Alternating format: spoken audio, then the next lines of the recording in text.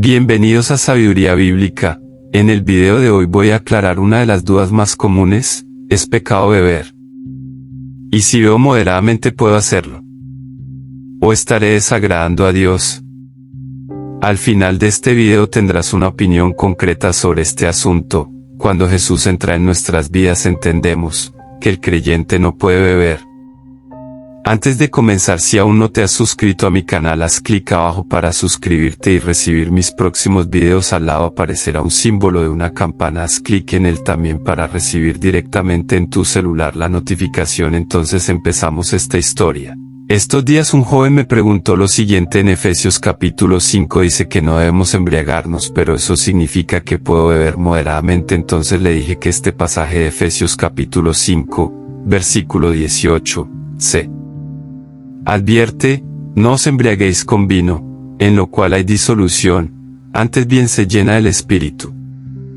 Antes de continuar, quiero dejar algo muy claro para ti. En la Biblia no existe ningún versículo que prohíba el consumo de alcohol. Lo que la Biblia hace es advertirnos contra la embriaguez, y este versículo dice que no debemos embriagarnos con vino porque nos lleva al libertinaje, es decir, la persona que se embriaga hace cosas que no haría normalmente, abusa de la libertad que Dios le dio, y debemos tener mucho cuidado, y la Biblia nos enseña a ser sobrios y vigilantes para no caer en tentación.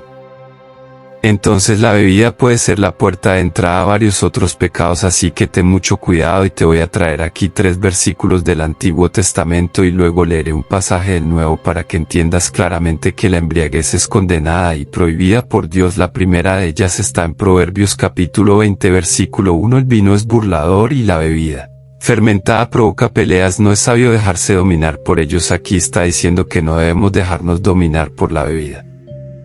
No está diciendo que es pecado beber, está diciendo que es muy peligroso. La bebida dice que el vino es burlador y la bebida fermentada provoca peleas. Ya debes haber oído historias de personas que bebieron demasiado y causaron problemas, ¿verdad? Personas que se cayeron en la calle, que hicieron un escándalo.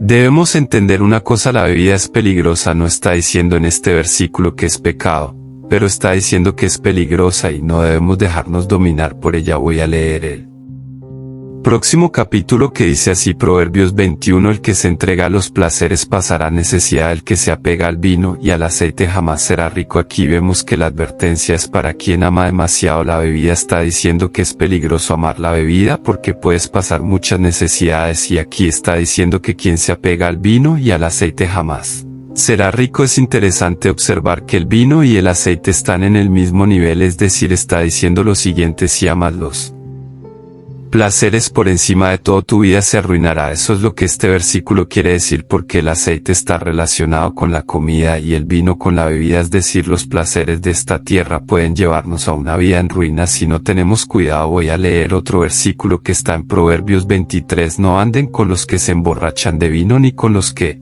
se atiborran de carne, porque el bebedor y el glotón empobrecerán, y el sueño hará vestir vestidos rotos. Entonces percibe que la advertencia nuevamente es para quienes beben demasiado, para quienes comen demasiado. Esto es pecado: la embriaguez y la glotonería. Entonces esa historia que la gente cuenta de que el creyente no bebe más, pero come demasiado es. Pero sé que la Biblia condena la glotonería y condena la embriaguez, así que aquí vemos que el borracho y el glotón empobrecer, así que tú mismo sacarás tus conclusiones. Y ahora traje algunos pasajes del Antiguo Testamento mostrando que el vino también trae alegría. No sé si sabes, pero el vino en la Biblia representa la alegría, y voy a leer para ti un pasaje que está en Eclesiastés 9.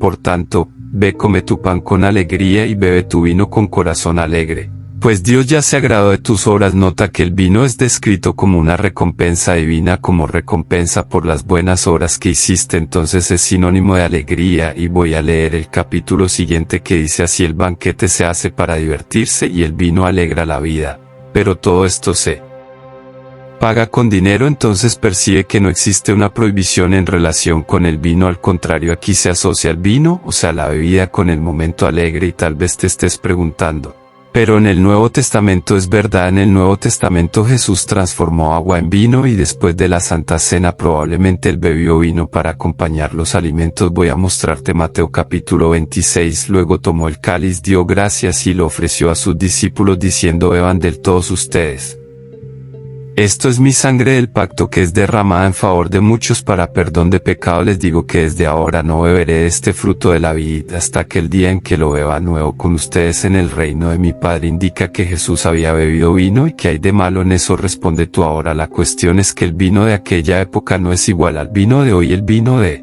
aquella época no tenía tanto fermento y era normal que las personas bebieran vino en aquella época porque el agua de antes no tenía el tratamiento que tenemos hoy. El saneamiento básico no existía, entonces las personas preferían tomar un vino porque seguramente era más seguro, no tenía contaminación de virus o bacterias, así que no podemos decir que el vino de aquella época no tenía fermento. No es correcto decir eso, pero tampoco es correcto decir que el vino de aquella época es igual al vino que tenemos hoy. Entonces ciertamente tenía mucho menos alcohol que hoy, y hay un pasaje también en Primera de Timoteo donde el apóstol Pablo le recomendó a Timoteo tomar un poco de vino. Está escrito: no sigas bebiendo solo agua, sino que usa un poco de vino por causa de tu estómago y tus frecuentes enfermedades. Entonces percibe que en ningún momento se prohibió el vino, y en este momento muchas personas deben estar dando gloria a Dios, ¿verdad? Gloria a Dios. Entonces ahora podré tomar a mi antojo, podré abrir una latita de cerveza, podré beber todo lo que quiera. Pero ahí viene la otra cuestión: existen algunos límites que debemos obedecer. Suelo decir lo siguiente: la verdadera libertad no es hacer lo que se quiere, sino vivir dentro de los límites establecidos por Dios. Te lo repito nuevamente: la verdadera libertad no es hacer lo que se quiere, sino vivir dentro de los límites establecidos por Dios. Si te das cuenta, en el jardín del Edén Dios puso límites para Adán y Eva. Miren, pueden disfrutar de todo, pero de este árbol no pueden comer. Si vemos en el Antiguo Testamento existían varios límites. Entonces lo que quiero decir es lo siguiente: la libertad que Dios nos da está limitada al amor al prójimo. No puedes querer perjudicar, sean limpios, sea una persona que no conoce la palabra o una persona que es de la familia de la fe. No debes perjudicar a nadie. Entonces el consejo que te doy es: ten cuidado para no dar un mal testimonio. Piensa en lo que las personas van a decir. Esa historia de que a nadie le importa, cada uno se ocupa de su vida, no es correcta. Debemos usar nuestra libertad con moderación, con sabiduría y principalmente con amor al prójimo. Y la segunda cosa en la que debes prestar atención es cuál es tu límite, y quiero mostrarte un pasaje que está en Primera de Corintios capítulo 6. Todo me es permitido, pero no todo conviene. Todo me es permitido, pero no dejaré que nada me domine. Entonces hay personas que beben un poco de cerveza y la persona se siente mareada, no tiene control, no tiene límite. Hay personas también que beben un sorbo y a partir de ahí la persona comienza a meterse con droga, la persona comienza a pensar tonterías, comienza a querer poner el mundo patas arriba. Entonces ten mucho cuidado para que nada te domine, porque eso es pecado. Este principio se aplica no solo al consumo de alcohol, sino a todos los aspectos de nuestra vida. La Biblia nos enseña en Filipenses capítulo 4 versículo 13: todo lo puedo en Cristo que me fortalece. Sin embargo, esta fuerza no nos da licencia para actuar sin restricciones, sino la capacidad de superarlas. Tentaciones y vivir una vida que agrada a Dios. Es importante recordar que nuestra libertad en Cristo no debe ser motivo de caída para nosotros mismos o para los demás. En Romanos capítulo 14 versículo 13 leemos: por lo tanto, dejemos de juzgarnos unos a otros, más bien deseamos no poner tropiezos o impedimentos al hermano. Esto significa que debemos ser conscientes de cómo nuestras acciones afectan a los que nos rodean, especialmente a aquellos que son débiles en la fe. Vivir una vida en Cristo es buscar el equilibrio entre la libertad y la responsabilidad. Gálatas capítulo 5 versículo 22 y 23 nos habla sobre el fruto del Espíritu. Pero el fruto del Espíritu es amor, alegría, paz, paciencia, amabilidad, bondad, fe, mansedumbre, templanza. Contra tales cosas no hay ley, y la templanza o autocontrol es uno de los frutos del Espíritu que debemos cultivar. No se trata de vivir bajo una ley de prohibiciones, sino de ejercer nuestro libre albedrío de manera que refleje el carácter de Cristo. En conclusión, el llamado es a la moderación y al discernimiento en todas las áreas de nuestra vida. No permitas que tus libertades te lleven a acciones que puedan dominarte o alejarte del camino que Dios tiene para ti. Recuerda siempre buscar primeramente el reino de Dios y su justicia, y todas estas cosas serán añadidas, como dice en Mateo capítulo 6 versículo 33. Más buscad primeramente el reino de Dios y su justicia, y todas estas cosas os serán añadidas, enfocándonos en seguir a Cristo y en vivir de acuerdo a sus enseñanzas encontraremos la verdadera libertad y el verdadero propósito para nuestras vidas. Si te esclaviza por algo significa que estás pecando porque Jesús te liberó, y la palabra en Gálatas 5 versículo 1 dice: para la libertad fue que Cristo nos liberó, no volváis a poneros bajo el yugo de la esclavitud. Entonces ten mucho cuidado si sabes que a veces un vaso de